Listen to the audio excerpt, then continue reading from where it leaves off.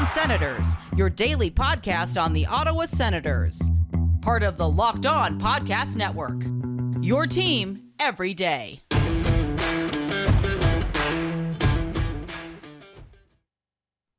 Welcome inside episode 410 of the Locked On Senators podcast. I'm Ross Levitan in the heart of our nation's capital in Ottawa, Ontario, alongside Brandon Pillar, and we had an absolute blast at the game last night. 3-2 Senators defeat the Maple Leafs, and that is just one in a long line of season openers where Ottawa has taken care of their provincial rivals. We've got some great stats for you on that note. We've got a full game recap, and we'll ask Pilsy what his experience was like at the CTC, his first time there in almost 4 years. So we've got a ton to get to. And if that wasn't good enough, right before the game, before the festivities started really earlier in the day, Brady Tkachuk signs a monster 7-year, $57.5 million contract. And could he be the future captain? Wasn't in the lineup last night, made an appearance. We'll get into all that and more. This is the Locked On Senators podcast,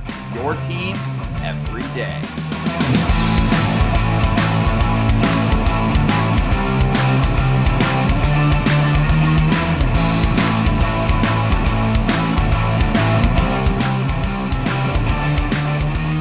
Today is Friday, October 15th, and Pilsy, it's a great day to be an Ottawa Senators fan.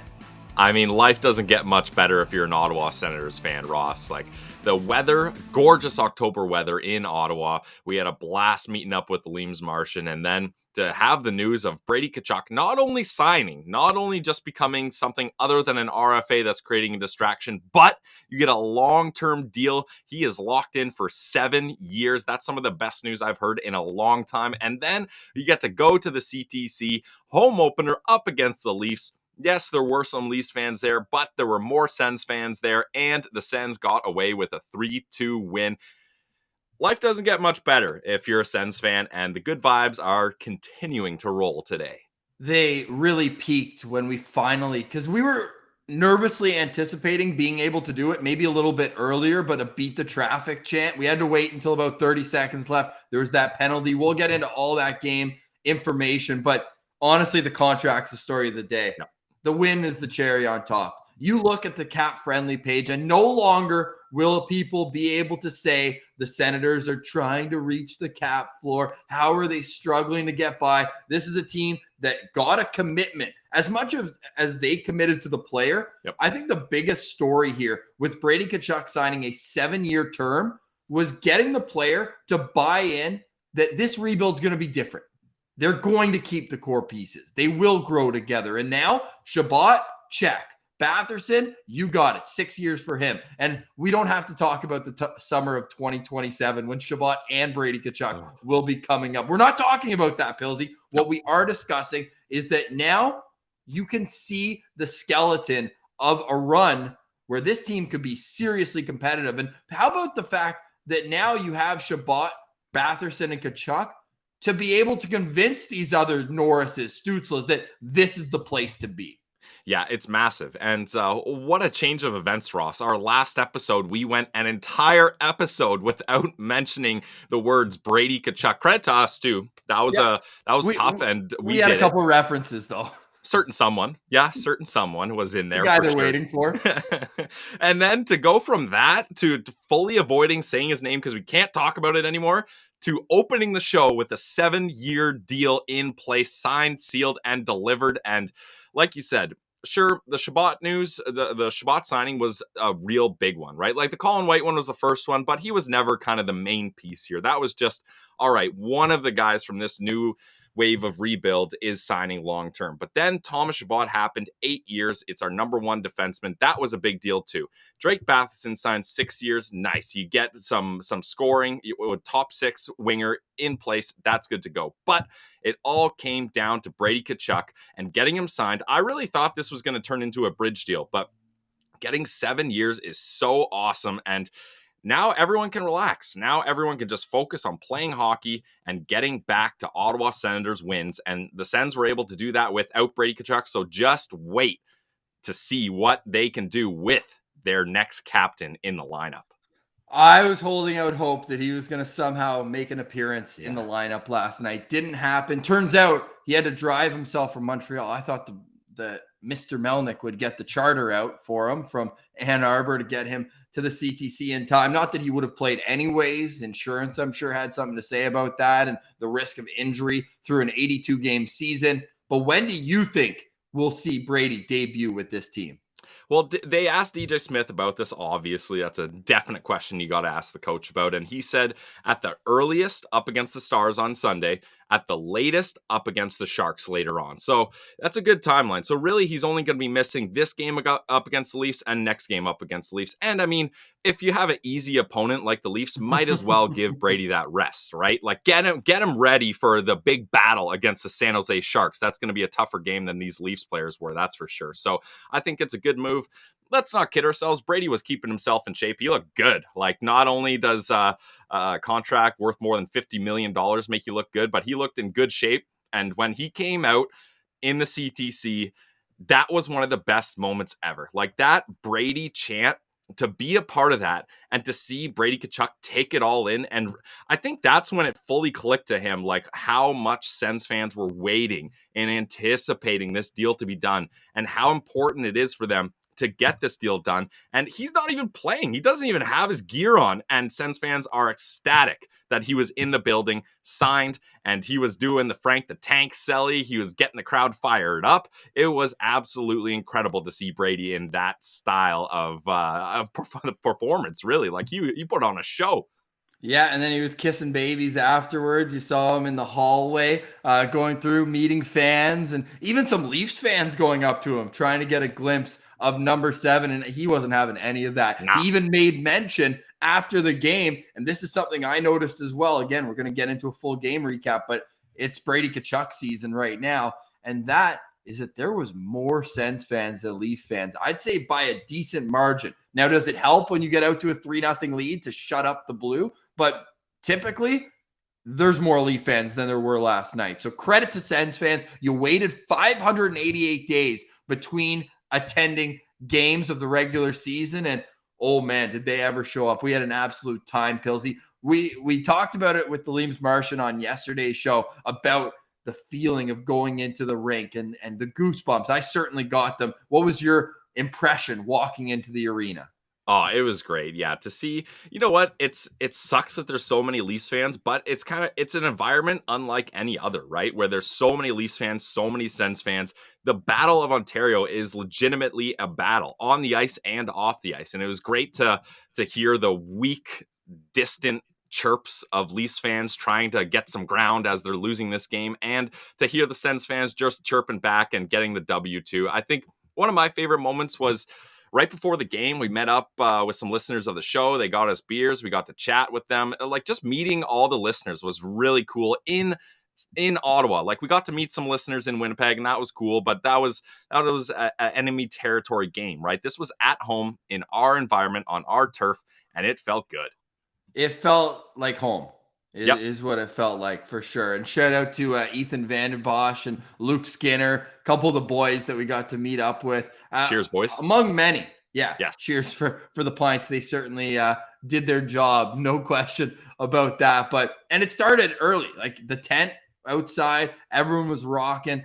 The lines, credit to the staff at the CTC. I heard, and we didn't end up getting to have any concessions food because the lines were a bit of a gong show. Apparently they were running out of some food, but hey, it's early in the season for everybody, but I thought the people at the door did a great job because they got to check the vax passports, got to get your ID. So it does take a few seconds, but the lines were long, but they moved in pretty quickly. So credit to the CTC staff for that, and credit to the players for coming out humming early in this game. It was amazing to see the Zoob chant. He better know that that's a positive chant, because it can kind of sound like a boo at times, but yeah, that's something that you wouldn't have seen last year, right? When with no fans, you're not able to see these players. Like, if you're Artem Zub and you signed a 2-year extension, that guy's not going to get the same love anywhere that he signed in the National Hockey League right now. So it's the fact that the Sens fans, yeah, they might not have the numbers of other fans just based on population and where the team is, how young the franchise is going to its 30th season right now versus I think the Leafs are in their 105th.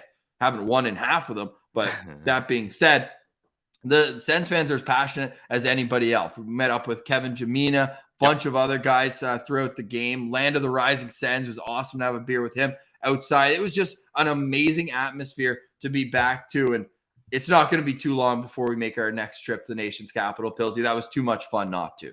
Absolutely. Yeah. I mean, sure, you're in a different province, but we'll make it work. And I got no problem doing a 6-hour drive to see the Ottawa Senators live. I think the 2 years that we've had, that we've been deprived of that, I can make up for that with a couple long drives. Not a big deal. So just a tease before we get into a full game recap, a couple fun stats, and these are courtesy of TSN Sports Center. And by the way, Craig Button looked great yesterday. We got to get him back on the show. I keep saying it, but we have to reach out. That's a good way to get him on the show. Craig. Pump his tires about his suits. That's definitely something Craig Button loves.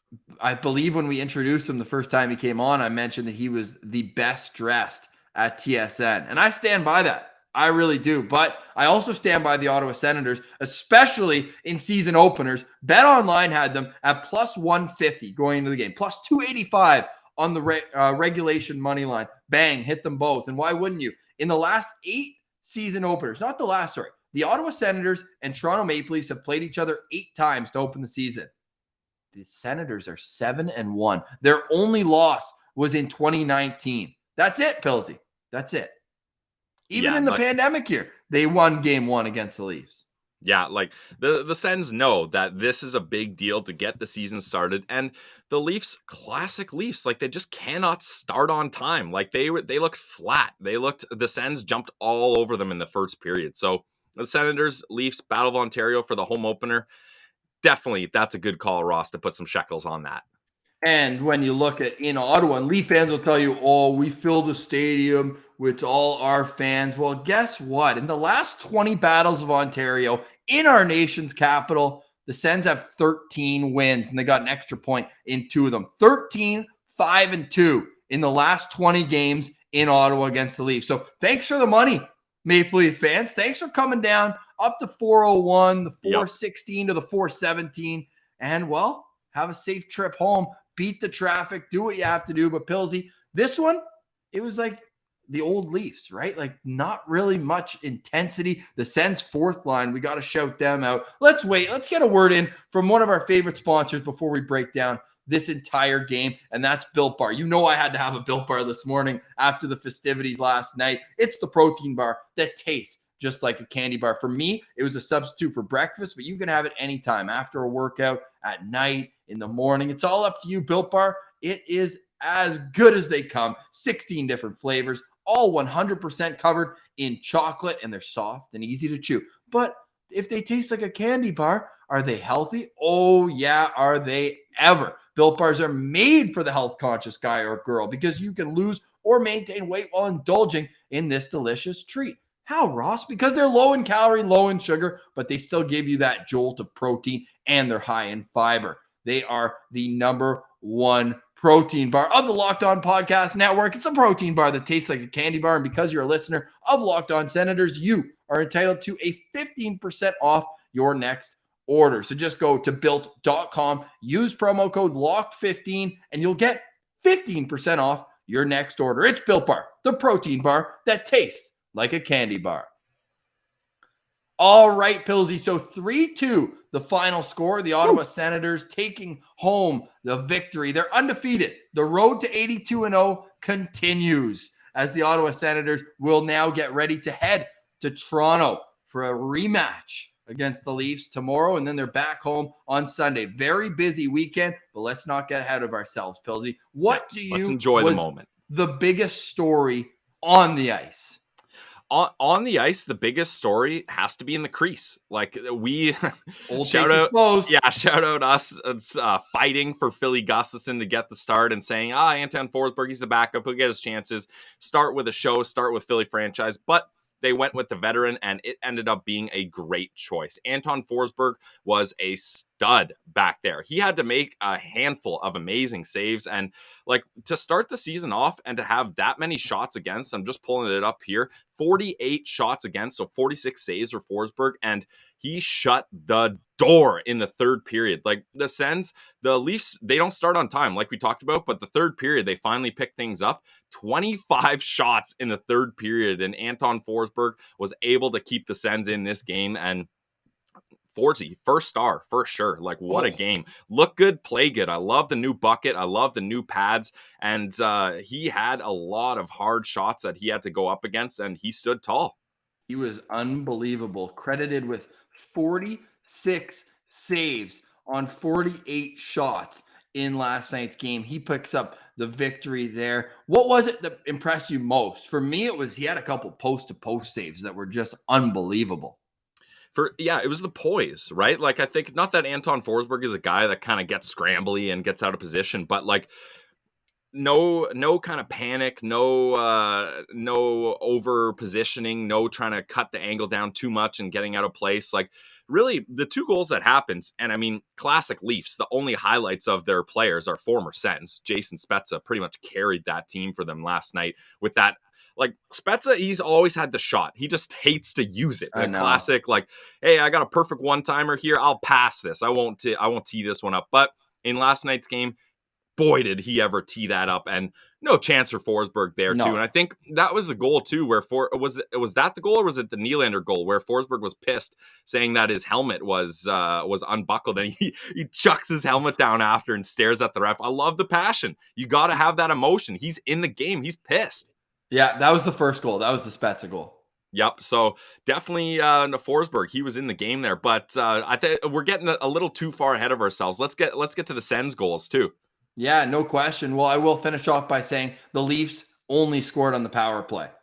Yeah. No even strength goals. So there you have it. A complete beatdown. Although the shots in the third period, 25 for the Leafs in 20 minutes. That is a barrage. But Anton Forsberg stood tall. Yes, if you had Chris Tierney as the first goal scorer of the season for the Ottawa Senators, then you, sir, can get a pat on the back, or ma'am. But Pilsy, take us through what I thought could have been counted as a goal in that Team Canada soccer match from the night before. Yeah, no kidding, eh? Like, hey, we're Sens fans, so we'll take it. But I would say, like, and this is classic hockey, like, you show 3 hockey fans one play and you'll get 3 different answers of how that went down and whether it should be allowed or disallowed. And that was about as clear of a kicking motion as you could get. Like, not only did he angle his skate at the perfect time, at the perfect angle, but he also pushed his foot forward to direct the puck into the net. But hey, Chris Tierney, he starts things off for the Sens, just like last season, Ross. Chris Tierney, don't look now, but he's shooting at a 100% shot clip. Let's keep that going. Oh my God. Didn't he do that for the first 3 games last year? 3 shots, 3 goals. Yeah, last year. Against the Leafs. I don't know if they were all against the Leafs, but definitely the first one was. Yep. I think the first 2 were. I'm going to look that up right now, but that's unbelievable. And hey, can we give a little shout out to Nick Holden, who continued his unbelievable preseason with a great opening game? He gets an assist on that Tierney goal as well. Yeah, Nick Holden was looking good. I really liked Nick Holden's game. Definitely, if we're looking at the acquisitions, Nick Holden and Del Zotto. And just a quick note on Del Zotto. I don't think I've seen anyone as displeased to have their name introed at a home opener than Del Zotto, standing on the bench in his suit, and they announced him, and he didn't even look at the camera. No. Yeah. All right. Yeah. So that's paycheck. That's tough for Del Zotto. But hey, DJ Smith, he's holding the players accountable. Best players will play, and that's what it seemed like last night. Except for Brandstrom, we'll get to that, who was assigned down to the Belleville Sens. We're literally recording this and then driving to Laval. We're doing the opening season tour, as we'll see the B Sens in action. So make sure you're following along on Twitter at Sens Central. The growth has been unbelievable. I think we're up 200 followers just on yesterday. So it just speaks to the passion of Sens fans who are ready to follow a successful team. That's what it comes down to. Everybody loves a winner, and this team looks like they're turning a corner. And that Brady Tkachuk signing, you can't overstate, I should say, what that means to the vibe. Just around the city, everyone was honking. I saw so many Sens jerseys downtown in Sandy Hill in the market throughout the day, and let's just keep this good vibe rolling. So yeah, shout out the Senators for starting strong. It was Chris Tierney first off, then power play goal with 4 minutes left in the period. I turned to you and I said, I really need to use the washroom, but I don't want to miss anything. Well, turns out I would have missed 2 out of 3 of the goals in the game had I left, because with just over a minute, with 1:02 left in the period, Tyler Ennis gets a nice tip on a Shabbat point shot. And that counts in any league. Oh, yeah. A great positioning by Tyler Ennis. I mean, the little guy in front of the net ends up getting it, so you got to love that. And is Brady's job in jeopardy as the net front guy? Yeah, DJ goes to Brady. Sorry, but we got a new net front presence guy in Tyler Ennis. We're going to put you on the 4th line here, and maybe you can play some point on the second power play. How does that sound, Brady?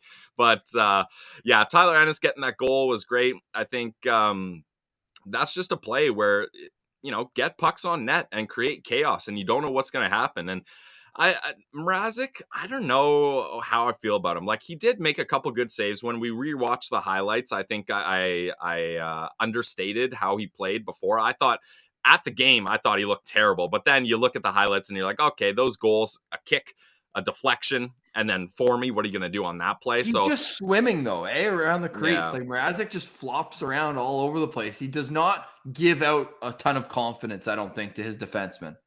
No, and that's the thing. And I think also, like, he got injured near the end of the second period there. So who knows? Right at the buzzer. Right? It was just right one at of the those last buzzer. second shots. So who knows if that was kind of lingering while the game was going on? I'm not sure. But yeah, that play by Tyler Ennis, just get to the net and good things will happen.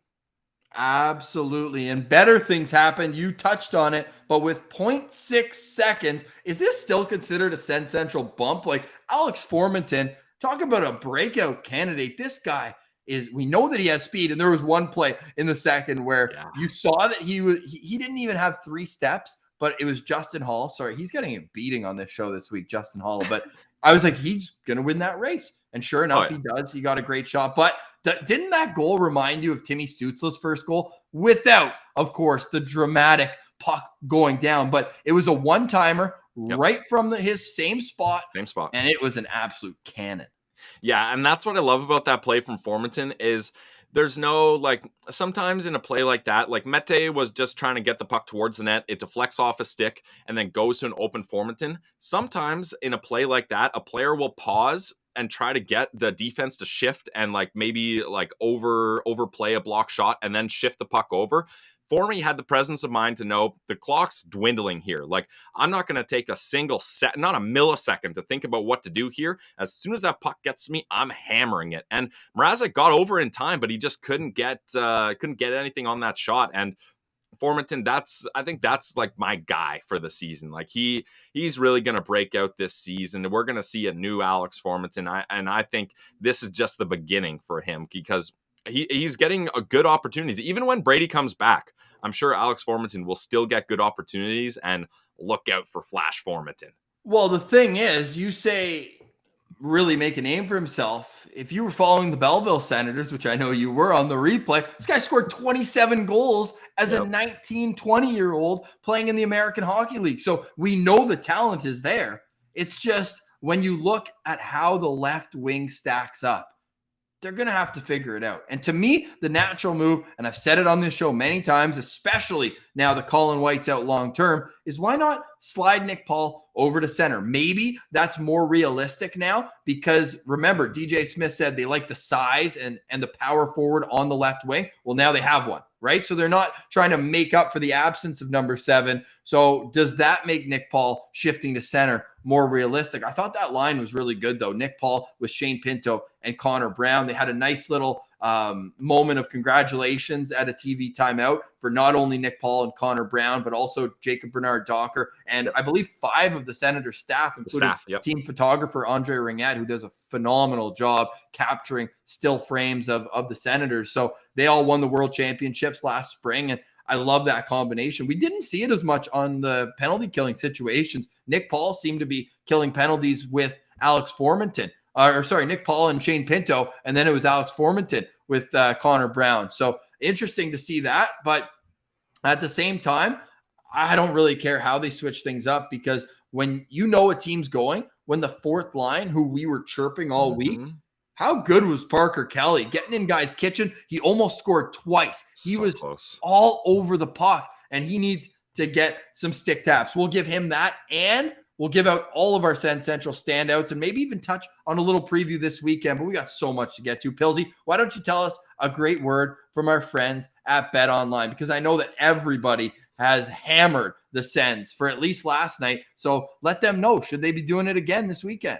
Oh, absolutely. Yeah. Like, it's an easy opponent once again. So we'll definitely take that. And yeah, Ross, the BetOnline ads for me have been tough so far. Pilsy's parlay of the day, not going well, but that's not the whole thing. You guys, you got to get into the action. Like, there's nothing better than being at a live sporting event, having a bet on the game. And yeah, if you're Ross, who put a decent amount of shekels on the Sens, them going How are you? 3-0 in the first period. Ross, how were you feeling being in on that action? Fantastic. And you can too if you are on betonline.ag. And because you're a great listener of the Locked On Podcast Network, you are entitled to a 50% welcome bonus on your first deposit. It's betonline.ag. So you go there, you make your free account, you put in the promo code Locked On. Promo code Locked On. If you're watching on YouTube, you can see it right there. Locked On. Get you a 50% welcome bonus. What does that mean? Put in $200. Bingo, bango, bongo. You get $100 right there in your account. You put in 100. Bingo, bango, bongo. Again, you get $50. You get it.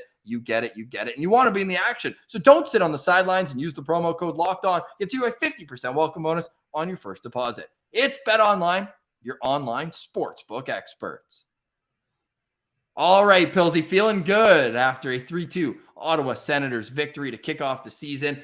And if you're scoring at home, we don't want to say this right before the games in case it's a jinx, but Pilsy and I are now 3-0 watching Sens games together at the arena. We had the Winnipeg game preseason this year, a Rangers game at the end of 2017. That was my last time at the rink. There you go. And I believe we walked into a Mark Borowiecki fight, if I'm not mistaken. And that fight, Kyle Turris had a breakaway and Boro got a fight. Yeah. Hey, they still won that game. And hey, so the bottom line is you and I are 3-0. So does that mean that people should ride with us? Because I know we're going to be going to BetOnline for that game tonight against the Laval Rocket with the Belleville Sens. We don't know our record of Belleville games. We've been to about 100 of them. So but it's been mostly positive, though. We can tell you that. 100%. We'll touch on Belleville at the end. We got to get to our Sens Central standouts from last night's 3-2 win over the Toronto Maple Leafs. And let's get the low-hanging fruit out of the way.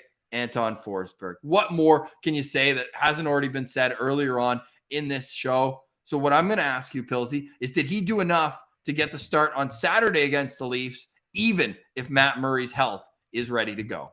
I think so. And like the thing too is with Matt Murray, like I said in previous show, like if Matt Murray is 90% healthy, I'm still concerned because he just like that 10% could really go the wrong way. And it could be the difference of him getting into position at the right time or being a half second late or not being confident. So if Matt Murray is not at 100%, hell yeah, throw Forsey back in the game. Like that's you try to get the Forsey chance going. That's a tough one.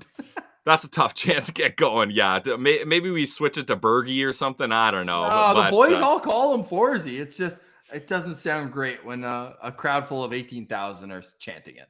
Yeah, when a couple dudes are trying to get that chant going, yeah, it's a little weird. But Forsey, hey, nothing weird about his game on the ice because that guy he deserves to start again. And we were talking about Philip Gustafsson getting the start, but after a performance like that, why? Like it seems like the Leafs can't beat him other than the power play and Jason Spezza. So even strength, he did really well. He, like you mentioned, he made a couple good post-to-post saves. I really liked everything I saw from Forsberg. And if he's a guy that the defense and forward and coaching staff are confident in after that game, ride the wave. Ride that. DJ Smith says it. He rides the hot hand. So if that's the truth, no one's hand is hotter than Forsey right now. So you definitely got to get him in, especially same opponent. Like if it ain't broke, don't fix it. 17 saves on 17 even strength shots against. What is more impressive to you? That or even though he let in 2 goals, Pilsy, the Leafs had 25 shots on their power plays combined. So that's still an above 900 save percentage for Forsberg shorthanded. Yep, and that's the thing. Like, he got it done. He did exactly what he needed to do, and the Leafs came out to play hard in the third period, and there were some anxious, nervous moments for Sens fans. But when you got a guy that's feeling it and he's in the zone, and Ross as goalies, you and I can attest to this at a much lower competition level. But when you're in the zone and you have that mentality, like, I cannot let another goal in. Like, I need to shut the door. The adrenaline is through the roof, and he's a man on a mission. There's not much any Leafs player could do, especially Mitch Marner. Not much that guy could do anywhere. 6 shots for Marner. Nothing. No high there. danger shots either. So that's Muffin Marner. Yeah, definitely. So Forsberg, if it's up to me, if Matt Murray, no, I'm going to go ahead and say it. Even if Matt Murray is healthy, get Forsberg back in. Ride that hot hand. So the only thing there then, Pillsy, is that it's a back-to-back situation. So you got to think you're playing one guy on Saturday and the other on Sunday. So yeah, that's fine. So give Matt Murray another day. Get him on Sunday. Yeah. Fair. Against the Dallas Stars, it'll be the first U.S.-based opponent in a long, long time, since March 11th against the Los Angeles Kings. So you look at that as a time where, yeah, why not throw Matt Murray in there? Maybe a little bit less of a high leverage game. A little less pressure opponent. too. Exactly. Yeah. I actually, I'm going to go ahead and say that's the play. I think that's the smartest play here. Okay. Send Central standouts. All the fans we got to see at the Canadian Tire Center. That was absolutely electric. Love that. Also, Tyler Ennis. Praise him, buddy. This guy, revenge game against the former Maple Leafs. And this guy, he came back. He's now the Sens' leading scorer. Goal and assist for Tyler Ennis. You love to see Great PTO signing. Yep. Unbelievable. So what else can he bring? Like, we saw it all from Tyler Ennis. That line, again, they got buried a little bit more if you look at expected goals, which I don't always like to do. But they had the lowest of any of the lines. The fourth line, ironically enough, had the best. So when you look at the line of Formanton, Ennis, and Tierney, I mean, they created 2 goals, albeit one of them was on the power play. Sorry, all 3 goals. They got 3 goals. Yeah, that's what I was going to say. Yeah. So it's kind of strange. That's why the advanced stats sometimes leave you wondering what you saw on the ice and why that was wrong. But yeah, so Alex Formanton, Tyler Ennis, Nick Holden, and then in the chat we put up on Twitter at Sens Central, Pinto got some love as well. And how about this stat? He was 50% on draws, and we knew that it was time for him to take a step up from where he was last season. No problem with the fact that he was down in the 30s last year coming out of college. It's a big transition. But Pillsy, John Tavares is known as an elite face-off guy. He was still 62% last night.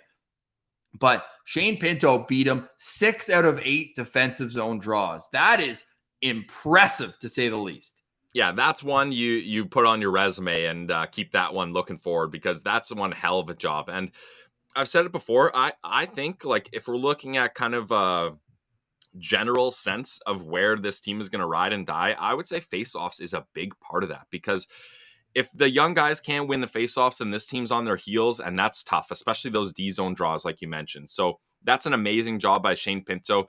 I would say he had a couple nice chances overall, but kind of a quiet game for him offensively, but that's fine. Like, it's going to take some while to get adjusted to NHL regular season play. So I think he's really going to pick up, but for him to be solid in the dot, you got to love it. What else stood out from you from that game? Like, we already mentioned Parker Kelly and Artem Zub getting the chant. I thought Shabbat played excellent. Those 2 guys, man, they have to find a way to strengthen their other 4 defensemen so that we can maintain, because Shabbat Zub, man, that just controls the pace of the game so well. And you actually didn't really like, with 4 seconds left, Morgan Rielly had a great opportunity to tie the game. What was it about Artem Zub's shot block that left you kind of wondering if that was the right play? Well, I mean, I love the passion and the effort, right? Like, you got to try to block that shot. But for me, he made himself small on that shot block. Like, he kind of laid down flat where he could have got a little sideways and kind of get stacked up a little, because Forsberg had that shot covered low, and Rielly knew that. So he was going to go high. So Zub kind of, he didn't really make too much of a difference there, but he's in the right place at the right time. It's just about getting yourself a little bigger there. But like you mentioned, that pair of Shabbat and Zub were great. We've already mentioned on a lot of the great players that had good games here. But you know what? I'll throw this guy a bone just because there's been nothing to give him anything about. this was Zach Sanford's best performance as an Ottawa Yes. Senator. And sure, that's not saying much, a handful Low of bar. preseasons game, but he had a couple good chances. Get a guy like Parker Kelly on every single line, please, because that's a guy that I don't care what my line mates are doing. I'm going balls to the wall for every shift for 45 seconds straight.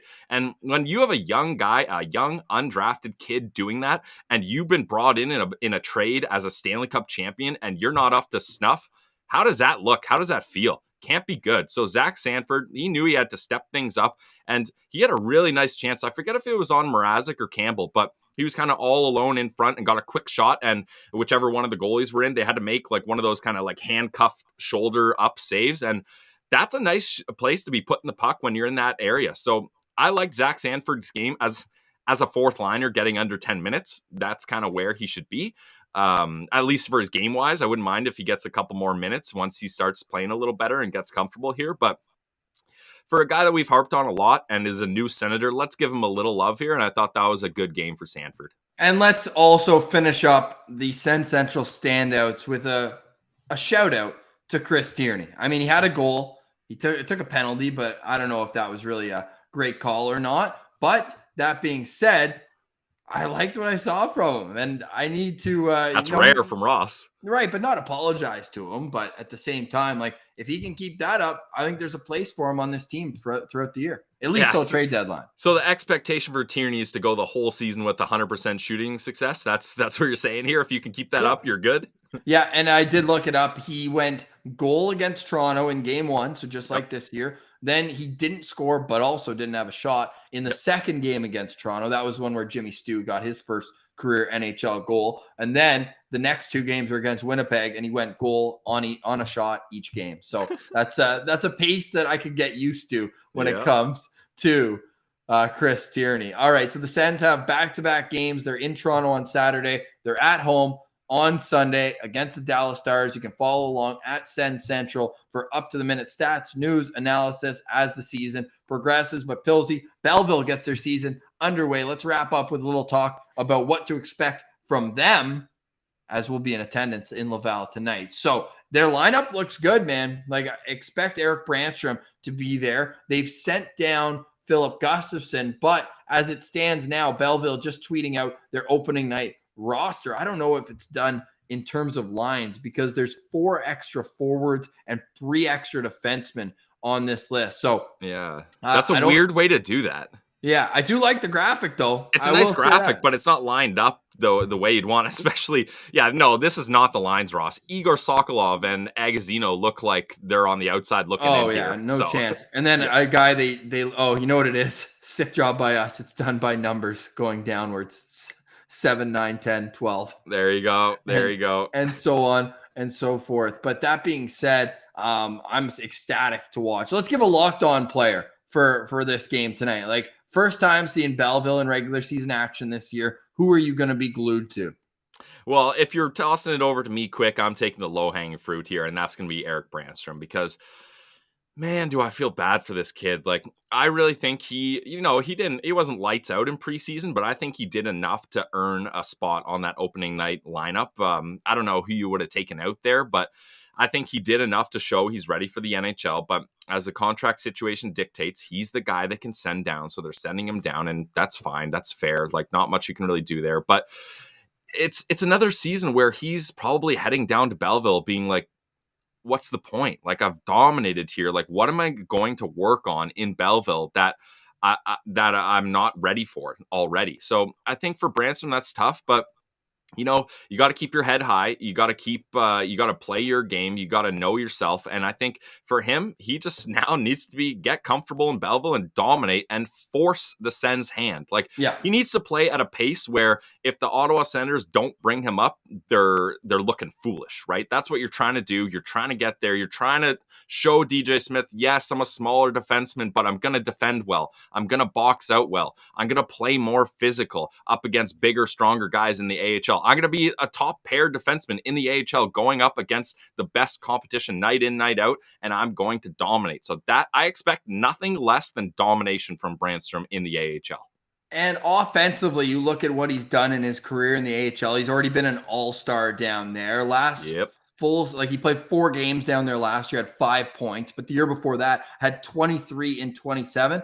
I don't think DJ Smith gives a care whether he gets a point per game down there. He wants to see boxing out in front of the crease, battling in the defensive corners, and making quick transition plays up to his forwards. Those are the parts of his game that need to be at an NHL level. I think they're already there, but I'm trying to put myself into the mindset of what DJ Smith wants. So if he goes out and gets 2 assists tonight, that's not going to be the be-all, end-all, I don't think, of what the Senators coaching staff is looking for, and even Troy Mann as well. So that's a great player to be locked on to. For me, I'm going with a guy who I've never seen play live, but I cannot wait to, and that's Jacob Bernard-Docker, a forgotten first-round pick, 26th overall, and now let's see how he can get himself in the hierarchy of defensive call-ups, because that right side, man, they've got some prospects coming up at that spot. So when I look at who he could be paired with, will it be Brandstrom, right? Could that be a future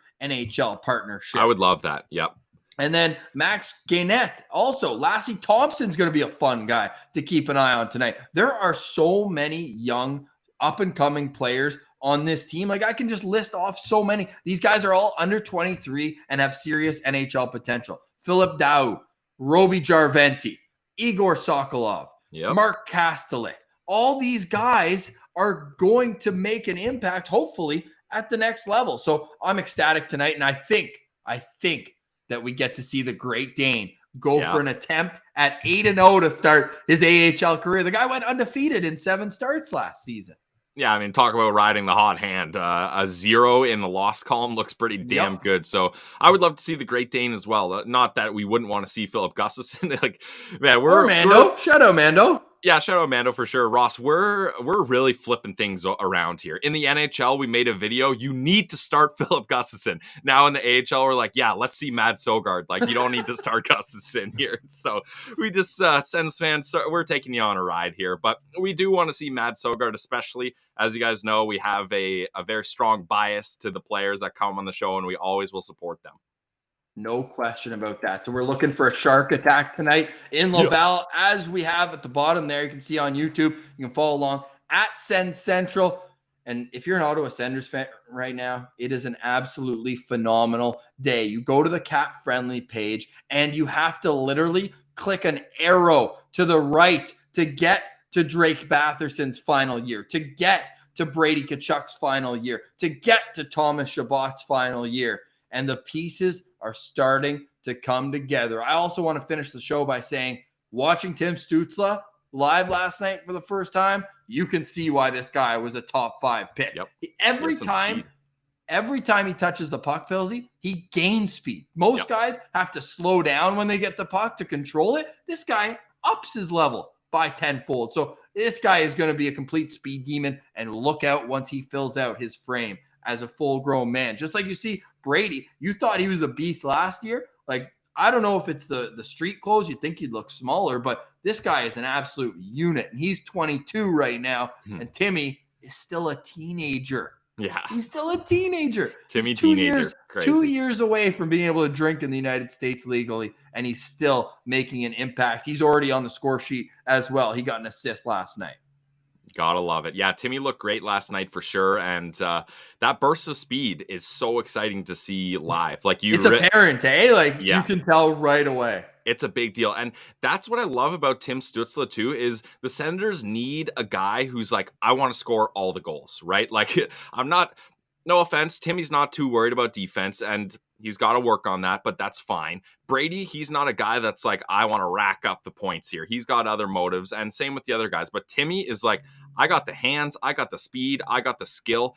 I am going to be an offensive force. And when he touches that puck, like you said, it's like he goes from 5th gear to 6th gear. Like, he is just flying out there. So as a guy who's got a Timmy Stützle jersey, he did me proud. That's for sure. He certainly did. And if you look at ice time, which is a great indicator of what the coach thinks about each player, the last forward was Logan Shaw, but I still thought he did some good things. Won a couple key faceoffs and wasn't a detriment out there by any stretch. Then you're looking at Sanford at 922 and Parker Kelly at 939. Boy, did Parker Kelly make the most of his time on ice, as he had 3 shots on goal. Only Drake Batherson, Shane Pinto had more than 3 shots. And Parker Kelly did it in about half the time as everybody else. And you know what I really like to see too, Pilsy, is obviously Shabbat's going to play the most on the back end. It was still reasonable, though. 26 and a half minutes for Shabbat. Nice. 22-12 for Artem Zub. That's your top pair. But then after that,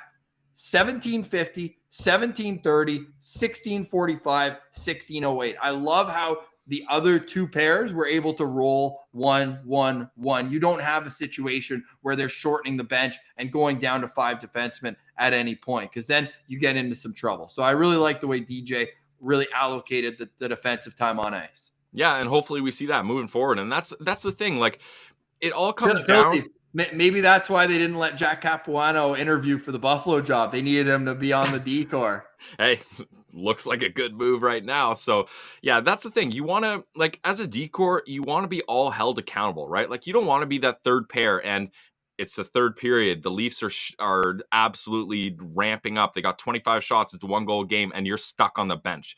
You want to be a part of that game. You want to be in the zone with your teammates. So for DJ Smith to say, all right, guys, we're going to do this by committee. Everybody's going to pull their own weight here. You got to love to see that. And it was successful. So hopefully we see that moving forward. I don't know why I just had this thought come up, and then we got to run because we want to be in the game too tonight, and we got some driving to do ahead of us. But I'm going to go out and say that William Nylander is a better player than Mitch Marner. Yeah. I mean, certainly by our standards of what makes a person a good hockey player, I think we could probably, how much time do we have here? We could go through a whole list of players that are better than Mitch Marner in our idea. I mean, I honestly think, like, there's no one in the NHL that I dislike more than Mitch Marner. Like, just watching him play hockey upsets me. So, and he could be on the Columbus Blue Jackets and I think I would despise him. So, like, that's a guy where if you're a Leafs fan with the Marner jersey, I don't even know. I don't even need to know more. Like, say less. I've got you figured out already. Yeah, and I love the Leaf fans who were chirping on the way out of the building last night. Like, what? They're like, oh, it doesn't matter. We'll see you in the playoffs. I was like, you want to talk playoffs? Playoffs? It's been 17 years since you won a series. The Sens have won, what, 8 series in that time? More. Honestly, They made it to the Stanley Cup final, the conference final twice. Like, come on. But we were with one really cool Leaf fan. I'll give Ian a shout out as well. Good guy. And you could tell that he just understands that they have nothing to say.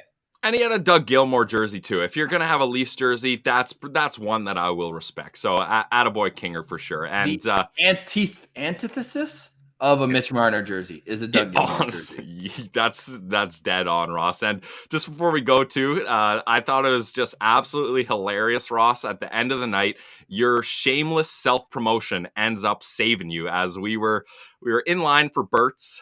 The Leafs fan was getting a little too in your space. You didn't Italian. like that. He was very Italian. Italian, yeah. Like this. Yeah, he was very in your face.